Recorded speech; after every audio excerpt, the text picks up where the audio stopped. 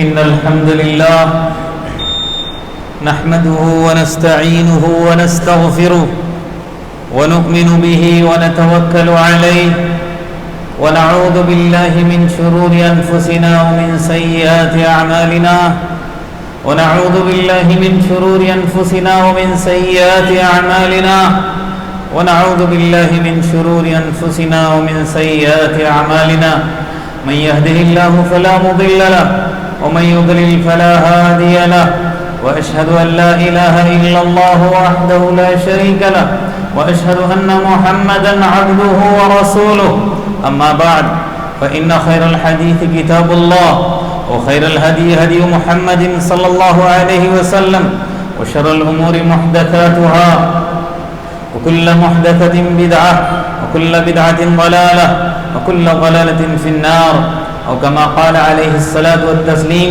بعد أعوذ بالله من الشيطان الرجيم بسم الله الرحمن الرحيم يا أيها الذين آمنوا اتقوا الله حق تقاته ولا تموتن إلا وأنتم مسلمون يا أيها الناس اتقوا ربكم الذي خلقكم من نفس واحدة وخلق منها زوجها وبث منهما رجالا كثيرا ونساء واتقوا الله الذي تساءلون به والأرحام إن الله كان عليكم رقيبا يا أيها الذين آمنوا اتقوا الله وقولوا قولا سديدا يصلح لكم أعمالكم ويغفر لكم ذنوبكم ومن يطع الله ورسوله فقد فاز فوزا عظيما وقال الله تعالى في موضع آخر ألم تر كيف ضرب الله مثلا كلمة طيبة كشجرة طيبة أصلها ثابت وفرعها في السماء تؤتي أكلها كل حين بإذن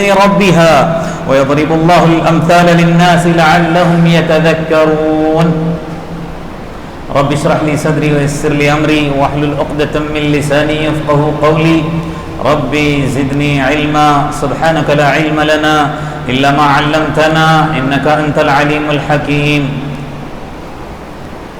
حاضرین جمعہ اور میرے پیارے بچوں، ہر طرح کی تعریف، کبریائی، بڑائی، بزرگی، تمجید، ثنا اللہ وحدہ لا شریک کے لیے ہی زیبا ہے، جو کہ تنہا اس کائنات کا مالک ہے، خالق ہے، مدبر ہے، حاکم ہے، اسی کے حکم سے اس کائنات کا نظام چلتا ہے۔ درود اور سلامتی ہو محمد مصطفیٰ صلی اللہ علیہ وسلم پر، جن کے مجھ پر اور آپ پر بلکہ ساری انسانیت پر انگنت احسانات ہیں۔ آپ کے اصحاب پر، تابعین اور تبع تابعین پر بھی اللہ تبارک و تعالیٰ بے شمار رحمتیں اور برکتیں نازل کرے۔ اس مختصر سی حمد اور ثنا کے بعد میں نے آپ لوگوں کے سامنے سورہ ابراہیم میں سے ایک آیت تلاوت کی ہے۔ پہلے ہم اس آیت کریمہ کا ترجمہ سنتے ہیں۔ اللہ تبارک و تعالیٰ اس آیت کریمہ کے اندر فرماتا ہے، کیا تو نے نہیں دیکھا کہ کیسے اللہ تبارک و تعالیٰ نے بہترین بات کی یا بہترین کلمے کی مثال دی ہے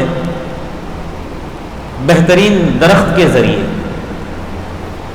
جس کی جڑیں زمین کے اندر ہیں، زمین کی گہرائیوں میں ہیں، اور جس کی شاخیں آسمان کے اوپر ہیں۔ ایک ایسا درخت ہے جو کہ ہر وقت اپنے پروردگار کے حکم سے پھل لاتا رہتا ہے، اور اللہ تبارک و تعالیٰ ہی لوگوں کے لیے اس طرح کی مثالیں بیان کرتا ہے تاکہ لوگ نصیحت حاصل کریں۔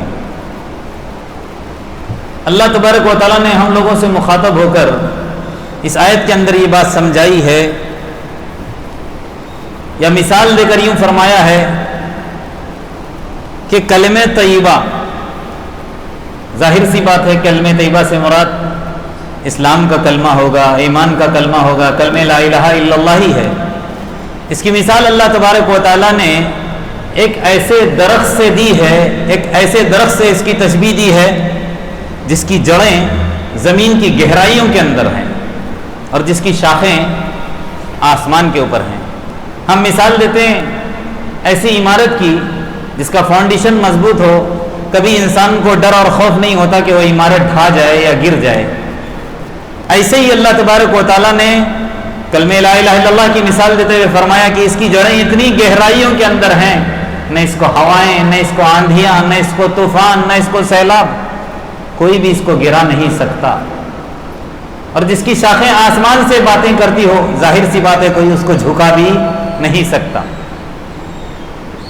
اب مثال اللہ تبارک و تعالیٰ نے اس طرح دی ہے درخت کے ساتھ کلمے کی، جب انسان کلمہ لا الہ الا اللہ کا اقرار کرتا ہے،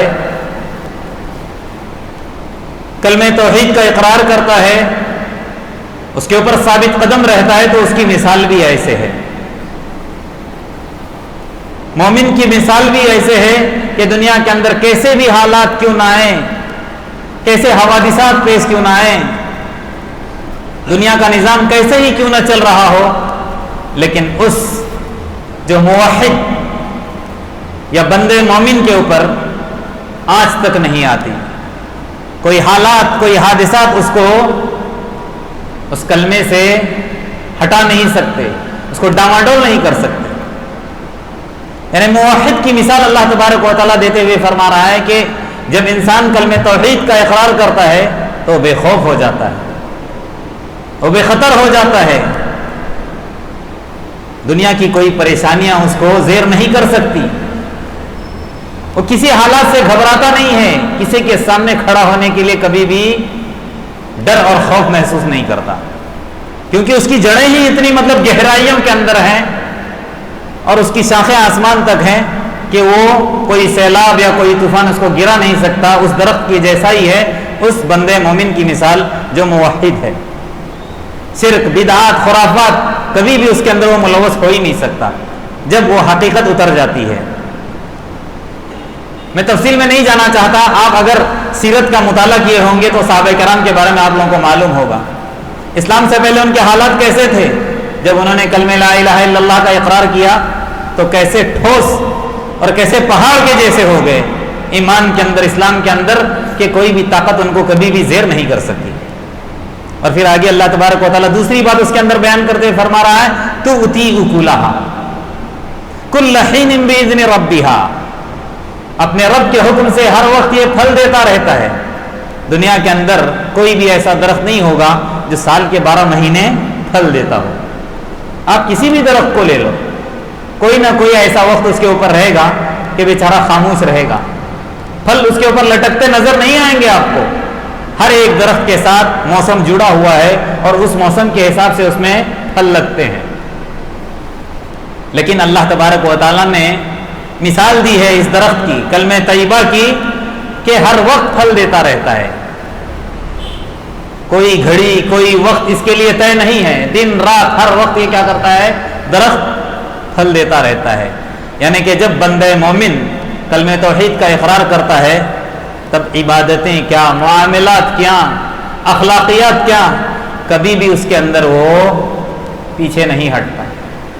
عبادتیں بھی اس کی مضبوط ہیں، معاملات بھی اس کی مضبوط ہیں، اخلاقیات بھی اس کے مضبوط ہیں، لین دین بھی اس کا مضبوط ہے، معاشرہ، گھر، ہر جگہ حقیقت میں موحد ہونا چاہیے۔ اس کی زندگی الگ ہوتی ہے۔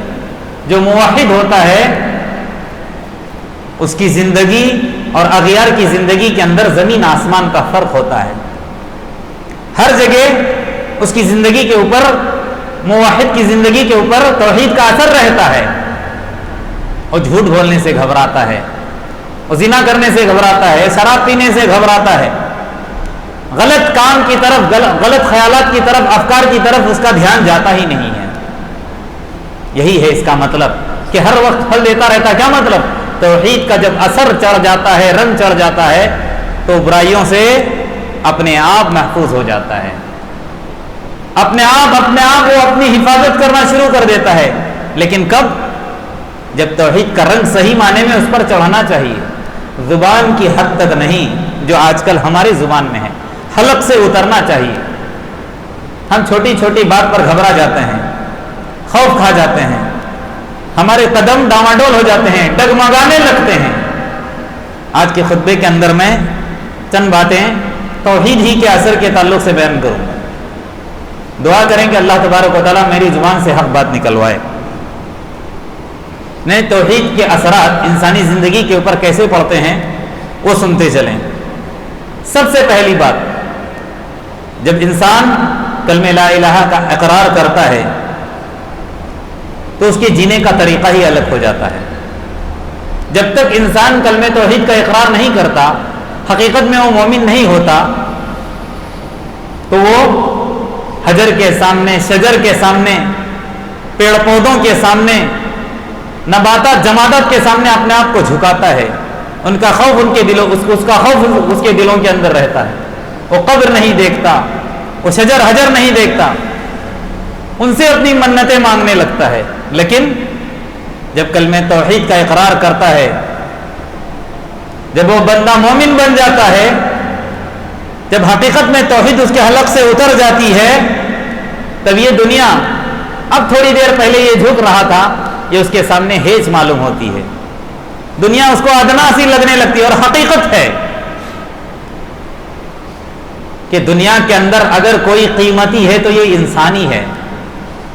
تمام مخلوقات کے اوپر اللہ تبارک و تعالیٰ نے ہم کو بڑھایا ہے، ہم کو مطلب بلندی عطا کی ہے۔ دنیا کے اندر سب سے بڑے ہم ہیں۔ مومن جو موحد ہوتا ہے، کیونکہ اللہ تبارک و تعالیٰ نے یہ دنیا کس کے لیے مسخر کی ہے؟ میرے اور آپ کے لیے۔ قرآن کہتا ہے، میں نہیں کہتا، وَسَخَّرَ لَكُم مَّا فِي السَّمَاوَاتِ وَمَا فِي الْأَرْضِ جَمِيعًا۔ زمین اور زمین کے اندر، آسمان اور آسمان کے نیچے جتنی بھی چیزیں ہیں، اللہ تبارک و تعالیٰ کہتا ہے کہ تمہارے لیے میں نے مسخر کی ہیں۔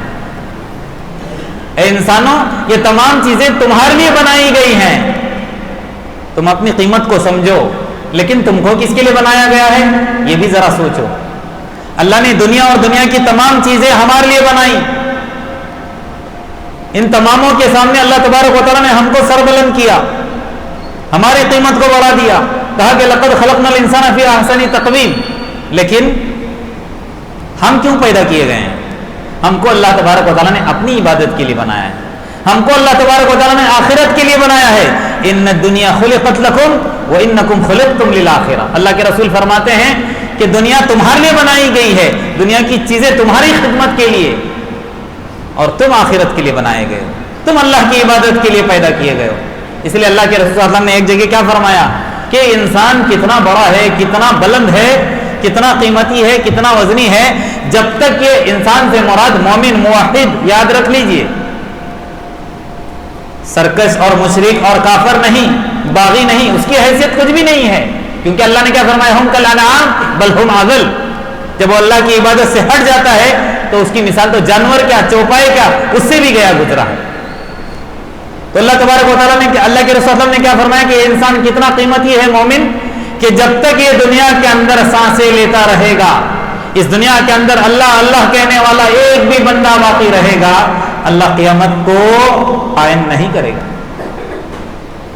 اللہ کے رسول صلی اللہ علیہ وسلم فرماتے ہیں لا تقوم الساعة حتى يقال في الارض اللہ اللہ۔ جب تک اس سرزمین کے اوپر ایک بھی اگر موحد باقی رہے گا، قیامت نہیں آئے گی۔ ہم آج دیکھ رہے ہیں عذابات آ رہے ہیں، یہ قیامت نہیں ہے، یہ قیامت کی نشانیاں ہیں، علامتیں ہیں۔ اللہ تبارک و تعالیٰ بڑے عذابات سے پہلے چھوٹے چھوٹے عذابات دے کر آزماتا ہے، لیکن جو حقیقی قیامت، جب تک اس دنیا سے سارے موحدین ختم نہیں ہوں گے، اس وقت تک اللہ کے رسول صلی اللہ علیہ وسلم نے فرمایا قیامت قائم نہیں ہو سکتی۔ تو سب سے پہلی بات کیا ہے توحید کے اثرات میں سے؟ کہ انسان کے جینے کا طریقہ الگ ہو جاتا ہے، اس کے دل کے اندر سے وہ خوف، وہ ڈر ختم ہو جاتا ہے، یہ دنیا اس کو چھوٹی لگنے لگتی ہے۔ اور حقیقت ہے کہ اللہ تبارک و تعالیٰ نے اس دنیا کو کس کے لیے پیدا کیا ہے؟ ہم لوگوں کے لیے پیدا کیا ہے۔ دوسری بات، انسان غلامی سے آزاد ہو جاتا ہے۔ عجیب بات ہے نا، جب تک انسان مسلمان نہیں ہوتا، اسلام اور کلمہ لا الہ الا اللہ کا اقرار نہیں کرتا، توحید کے اندر داخل نہیں ہوتا وہ غلام ہے. وہ کس کا غلام ہے؟ شیطان کا غلام ہے. وہ کس کا غلام ہے؟ افکار کا غلام ہے. وہ کس کا غلام ہے؟ اپنے بڑوں کا، بزرگوں کا غلام ہے. ان کے اشاروں پر چلتا ہے. ان کا ڈر، ان کا خوف اس کے دلوں کے اندر پیوست رہتا ہے. ہر وقت ایک قسم کا ڈر لگا رہتا ہے. لیکن جب موحد بنتا ہے تو یہ ڈر، یہ خوف اس کے دل سے نکل جاتا ہے، غلامی سے اپنے آپ کو نکالتا ہے. کس کی غلامی میں آتا ہے؟ اللہ کی غلامی میں. عبداللہ کا مطلب کیا ہے؟ ہم نام رکھتے ہیں اپنے بچوں کا کہ اللہ کا بندہ. اللہ کا بندہ سے مراد اللہ کا غلام. ہم کو اللہ تبارک و تعالیٰ نے اپنی عبادت کے لیے پیدا کیا ہے، اور عبد کے معنی ہی غلام ہے. غلامی کس کی غلامی میں آنا ہے؟ اللہ کی غلامی میں. غیروں کی غلامی سے نکال کر اللہ کی غلامی میں. اور حقیقت میں موحد غیروں کی غلامی سے نکل کر اللہ کی غلامی میں آ جاتا ہے. اور ایک مثال چھوٹی سی دیتا ہوں. عہد خلافت کے اندر، خلافت راشدہ میں صحابہ کرام، اللہ کے رسول صلی اللہ علیہ وسلم کی زندگی کے بعد کا جو مطلب زمانہ ہے، عہد خلافت راشدہ، حضرت عمر رضی اللہ عنہ یا حضرت عثمان یا حضرت ابوبکر رضی اللہ عنہ، ان کے زمانے میں سے کسی ایک کے زمانے کا واقعہ ہے کہ صحابہ کرام کی ایک جماعت کو ایران کا جو بادشاہ تھا اس وقت رستم، اس کی خدمت میں بھیجنا تھا. چند صحابہ کرام کو رستم کی خدمت میں بھیج دیا گیا. اب جو رستم ایران کا اس وقت جو بادشاہ تھا، بڑے شان و شوکت والا تھا، بڑے رعب اور دبدبے والا تھا.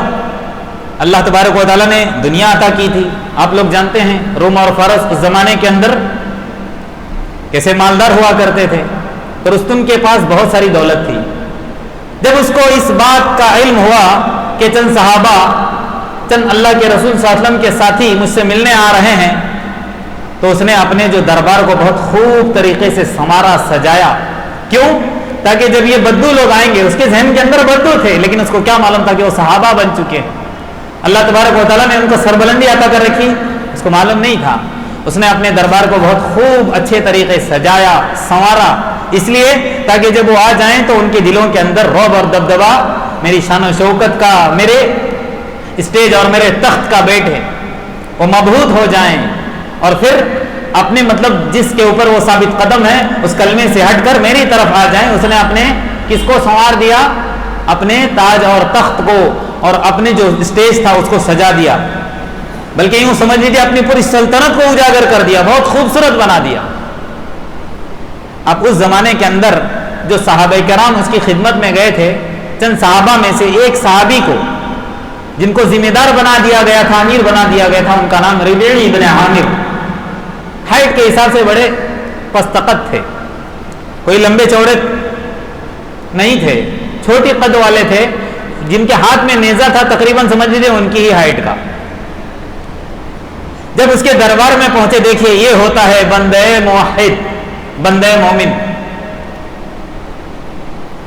اب ادھر سے پورے مطلب لاہو لشکر، ایک طرف سے پورے لاہو لشکر، بیچ میں قالین بچھی ہوئی اور سامنے بادشاہ جلوہ افروز ہے، بیٹھا ہوا ہے. یہ صحابہ کی جماعت اور ان کے عامر، ہاتھ میں ربیع بن عامر نیزہ نکالے ہوئے، ننگی مطلب تلوار نیزہ، اس کے قالین کو چیرتے ہوئے، پھاڑتے ہوئے، بے خوف و خطر سیدھا اس کے سامنے پہنچتے ہیں. اس کی آنکھوں میں آنکھیں ڈال کر کیا کہتے ہیں؟ یہ کلمہ سننا ہے. اصل میں یہ کلمہ، اللہ کرے ہمارے دلوں کے اندر ایسے کلمات آ جائیں اور ایسے بے خوف و خطر ہم بن جائیں. کیا فرمایا پتہ ہے؟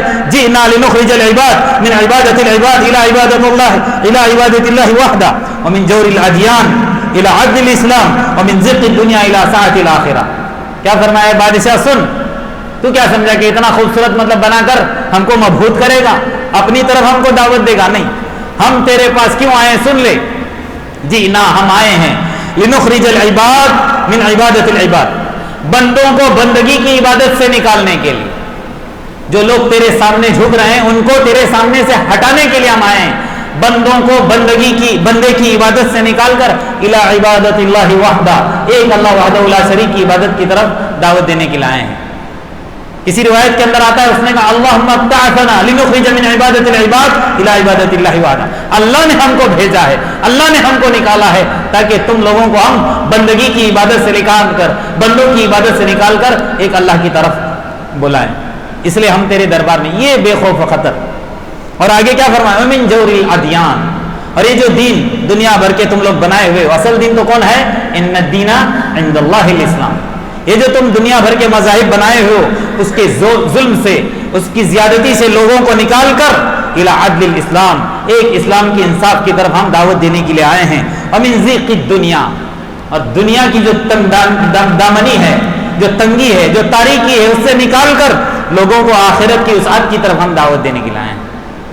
وہ خود مبہوت ہو گیا، سوچا تھا کیا ہوا، کیا یہ ہوتا ہے جب انسان موحد بن جاتا ہے تو ایسے ہی وہ کسی کو کیئر نہیں کرتا، کسی کو خاطر نہیں لاتا، کیوں؟ اس کے حلق کے اندر ایک کلمہ لا الہ الا اللہ توحید کا جو کلمہ ہے وہ پیوست ہو گیا ہے، اور جب یہ پیوست ہو جاتا ہے تو اپنے اثرات دکھاتا ہے کہ انسان غلامی سے نکال کر اپنے آپ کو اللہ کی غلامی میں لاتا ہے، اور جب اللہ کی غلامی میں اپنے آپ کو لاتا ہے تو پھر وہ کسی کو گھبراتا نہیں ہے۔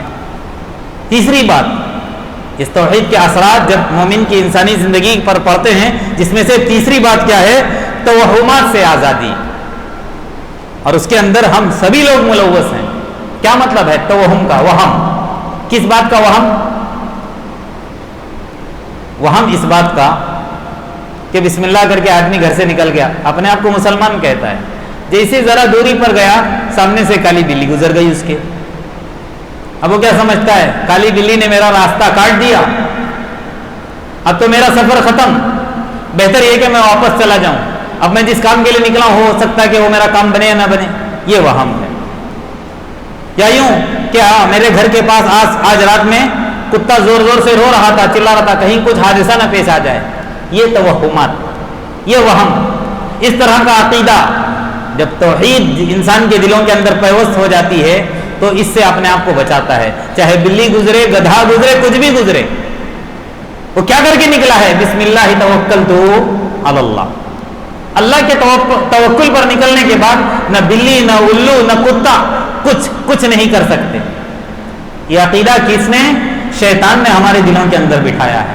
جب انسان شیطان کی غلامی میں رہتا ہے تو اس طرح کے افکار، اس طرح کے خیالات اس کو پریشان کرتے ہیں، ہر وقت اس بات کا اس کو ڈر لگا رہتا ہے، لیکن موحد بندہ ان تمام چیزوں سے اپنے آپ کو کیا کرتا ہے، پاک کرتا ہے، کیونکہ اللہ تبارک و تعالیٰ اپنے کلام پاک کے اندر کیا فرماتا ہے، وَإِن يَمْسَسْكَ اللَّهُ بِضُرٍّ فَلَا كَاشِفَ لَهُ إِلَّا هُوَ۔ یاد رکھ لیجئے، کوئی بھی پریشانی، کوئی بھی نقصان، کوئی بھی حالات تم کو اگر پریشان کریں یا کوئی نقصان تم کو آ کر پکڑ لے، کوئی حالات تم کو گھیر دے، تو اس حالات کو دور سوائے اللہ کے کوئی نہیں کر سکتا۔ وَإِن يَمْسَسْكَ اللَّهُ بِضُرٍّ فَلَا كَاشِفَ لَهُ إِلَّا هُوَ، سوائے اس کے کوئی ہٹا ہی نہیں سکتا۔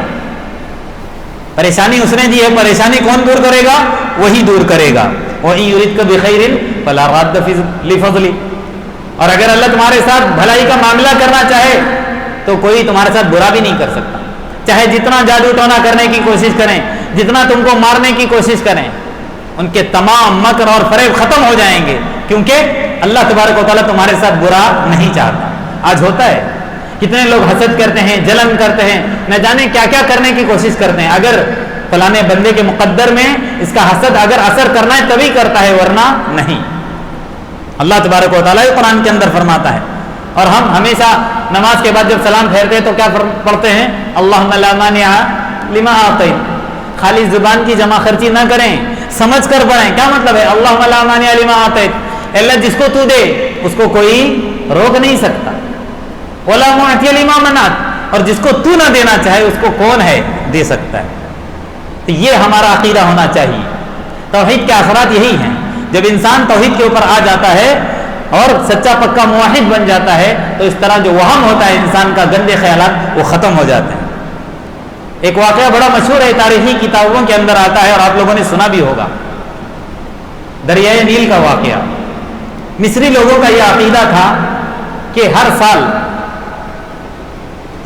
کے آخر میں دریائے نیل کا پانی کم ہو جاتا تھا، سوکھ جاتا تھا، تو یہ لوگ دریائے نیل کا پانی واپس لانے کے لیے وہ کیا کرتے تھے پتہ ہے، ایک خوبصورت سی जवान लड़की को उसके लिए भेंट चढ़ा देते थे, कुर्बान कर देते थे। जैसे एक लड़की को खूबसूरत संवार कर, सजा कर, बेहतरीन बनाकर उसके अंदर फेंक देते थे तो फिर से दरियाए नील बहना शुरू होती थी। ये उनका अकीदा था, ये उनका वहम था, और ये सिलसिला बरसों से चला आ रहा था। और कनेक्शन कहाँ तक पहुंच गया? हजरत उमर रज़ियल्लाहु के ज़माने में, उनकी खिलाफत में। तो उमर रज़ियल्लाहु ने मिस्र के अंदर अपने एक साथी को गवर्नर बनाकर भेजा था। उन्होंने ये खबर उनको दे दी कि सहाबी रसूल ऐसा ऐसा मामला है यहाँ पर कि जब तक फलानी फलानी मतलब लड़की को वो भेंट न चढ़ाएं पानी नहीं आ सकता। अब हमको करना क्या है? आप कोई मतलब ऐसी तजवीज़ हमको बता दीजिए ताकि इन लोगों के अकीदे को हम क्या कर लें, दुरुस्त कर लें। जब ये बात हजरत उमर उनको मालूम हो गई तो उन्होंने नदी के नाम, उस दरिया के नाम पर्ची लिखी। आप लोग सवाल कर सकते हैं ये कौन सी बात है? वो तो बेजान चीज़, हकीकत में बेजान चीज़ है, लेकिन देखिए इनका ईमान कैसा है। कोई लंबा चौड़ा खत नहीं लिखा, कागज के अंदर बस छोटा सा मतलब टुकड़ा क्या लिखा कि ए नदी, ए दरिया, अगर तो अल्लाह के हुक्म से बहती है तो हमेशा के लिए जारी हो जा, तब हमको तुम्हारी जरूरत है, अगर तो अपने आप से बहती है तो तुम्हारे हमको जरूरत नहीं है। ये पर्ची लिख दी और फिर उसके बाद उसको भेज दिया, गवर्नर के हवाले कर दिया और कहा कि इसको दरिया के अंदर डाल दो। और उन्होंने उस दरिया के अंदर डाल दिया। तब से लेकर आज तक फिर कभी उसके अंदर पानी के अंदर कमी नहीं आई, कहते हैं मुअर्रिखीन। हम लोगों ने जाकर तो देखा नहीं, लेकिन हकीकत है ये, तारीख मतलब गवाही देती इस बात की। तो उनका कैसा ईमान था, चाहते तो वो भी उनके वहम के अंदर आ जाते थे और कहते कि हाँ चलो भेंट चढ़ा दो, लेकिन ना, उनका अकीदा कैसा था, वो मुवाहिद थे। क्या कहा? अल्लाह के हुक्म से अगर तू बहती तो बहना शुरू हो जाए। अल्लाह तबारक व तआला ने उसको हुक्म दिया, तब से लेकर आज तक बह रही दरियाए नील, उसके अंदर कमी नहीं आई। तो ये होता है, इंसान तवहुमात से, गंदे अफकार और शैतान के अफकार से अपने आप को क्या करता है, दूर करता है। जब मुवाहिद बन जाता है तो तौहीद के असरात ऐसे रंग लाते हैं। और अल्लाह कुरान के अंदर कहता भी क्या है, कुलिल्लाहुम्मा मालिकल मुल्क तुतिल मुल्क मन तशा। ए नबी कह दो, लोगों को समझा दो, कुलिल्लाहुम्मा कह दो, ए अल्लाह तुतिल मुल्क मन तशा, जिसको चाहता है बादशाहत तू दे, जिसको चाहता है बादशाही तू अता करता है। व तंज़िलुल मुल्क मिम्मन तशा, और जिससे चाहता है बादशाही तू क्या कर लेता है, छीन लेता है। जिसको चाहता है तो इज्जत देता है, जिसको चाहता है तो जिल्लत देता है। बियदिकल खैर, तमाम भलाइयां तेरे हाथ में, हर खैर हर शर तेरे हाथ में है। इन्नका अला कुल्ली शैइन कदीर, तो हर चीज पर कादिर है, रोजी देने पर कादिर है, जिंदगी के अंदर इजाफा करने पर कादिर है, जिंदगियां देने पर कादिर है, जिंदगियां खत्म करने पर कादिर है। तमाम भलाइयां किसके हाथ में है? अल्लाह तेरे हाथ में। ये होते हैं तौहीद के असरात। वैसे बहुत सारे हैं, एक और मतलब बात मैं आप लोगों के सामने बयान करके उसका असर खत्म करता हूं। और ये असर हमको मालूम होना चाहिए, जब इंसान मुवाहिद हो जाता है तो उसके अंदर शान इस्तिग़ना पैदा हो जाती है। क्या मतलब है? इस्तिग़ना का मतलब होता है आदमी बेनियाज हो जाता है। आदमी किस बात से बेनियाज हो जाता है? बंदों की मतलब बंदगी से क्या हो जाता है? इंसान बेनियाज हो जाता है। अल्लाह तबारक व तआला की ज़ात के अल्लाहुस समद कहते हैं ना, अल्लाह बेनियाज है, अल्लाह को किसी की जरूरत नहीं है। लेकिन हमको अल्लाह की जरूरत है, हमको उसकी इबादत की जरूरत है, हम उसके लिए पैदा किए गए हैं। लेकिन हमको बेनियाज होना है, किससे? अल्लाह की मखलूक से बेनियाज होना है। तो शान इस्तिग़ना पैदा हो जाती है जब इंसान क्या होता है? मुवाहिद होता है। छोटी सी मिसाल मतलब देकर मैं अपनी बात खत्म करता हूं। हजरत मूसा अलैहिस्सलाम के ज़माने में आप लोगों ने सुना, मूसा अलैहिस्सलाम का बहुत लंबा चौड़ा वाक़या है। कुरान का आप मुताला करेंगे, तकरीबन 50 मतलब कुरान के अंदर ऐसी जगहें होंगी, मतलब ऐसी सूरतें होंगी जहां अल्लाह तबारक व तआला ने मूसा अलैहिस्सलाम का जिक्र किया है। आप शुरू से लेकर आखिर तक जाएंगे, मूसा अलैहिस्सलाम का जिक्र है। तो मूसा अलैहिस्सलाम के वाक़यात में से एक वाक़या है, फिरऔन ने मूसा अलैहिस्सलाम के मुकाबले में जादूगरों को बुलाया।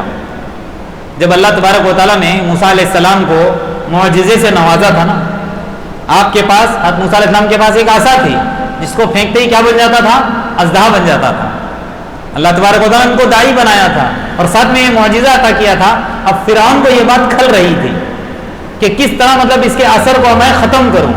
तो उसने गांव के बड़े बड़े जादूगरों को जमा किया بات یہ ذہن کے اندر رہے، میں سمجھانا کیا چاہ رہا ہوں شان استغنا، کہ کیسے انسان بے نیاز ہو جاتا ہے موحد بننے کے بعد، واقعے کی روشنی میں مطلب بتا رہا ہوں تاکہ ہم کو بات سمجھ میں آ جائے۔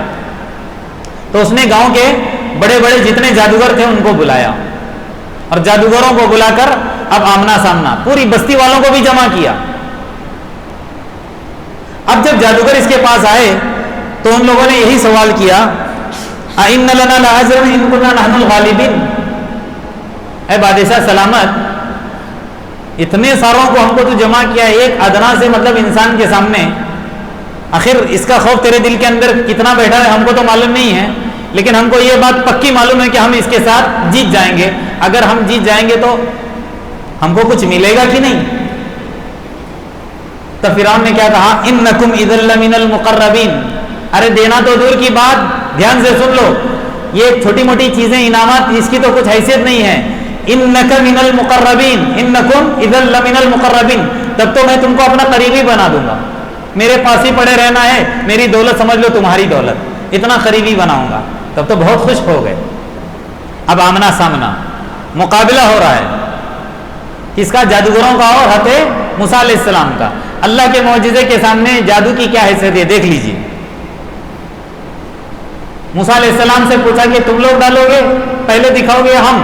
موسیٰ علیہ السلام نے کہا کہ چلو پہلے تم لوگ مطلب اپنا کرتب دکھا دو، بعد میں اپنا جو کچھ مطلب دکھانا ہے کرتب دکھا دوں گا۔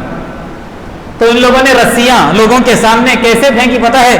بعزتی فرعون انا لنحن الغالبون، بادشاہ سلامت کی قسم، فرعون کی قسم، اس کی عزت کی قسم، ہم ہی جیتیں گے کر کے رسیاں پھینک دی۔ جیسے رسیاں پھینک دیا سانپ بن گئے، تو لوگوں کے اندر ایک خوف مطلب طاری ہو گیا، لوگ ادھر ادھر بکھرنے لگے، گھبرا گئے۔ لیکن اللہ کے حکم سے حضرت موسیٰ علیہ السلام نے اپنے عصا کو پھینک دیا، جیسے عصا کو پھینکا اتنا بڑا اجگر بن گیا، اتنا بڑا مطلب اژدہا بن گیا کہ ساروں سانپ کو ایک ہی مطلب اس میں لقمے میں ہڑپ کر گیا۔ جیسے سارے سانپوں کو وہ اژدہا ایک جھٹکے میں نگل گیا، ہوا کیا؟ فَأُلْقِيَ السَّحَرَةُ سَاجِدِينَ، جتنے بھی جادوگر تھوڑی دیر پہلے کس کی عزت کی قسم کھا رہے تھے؟ فرعون کی عزت کی قسم، سب سجدے میں گر گئے، سب سجدے میں گر گئے۔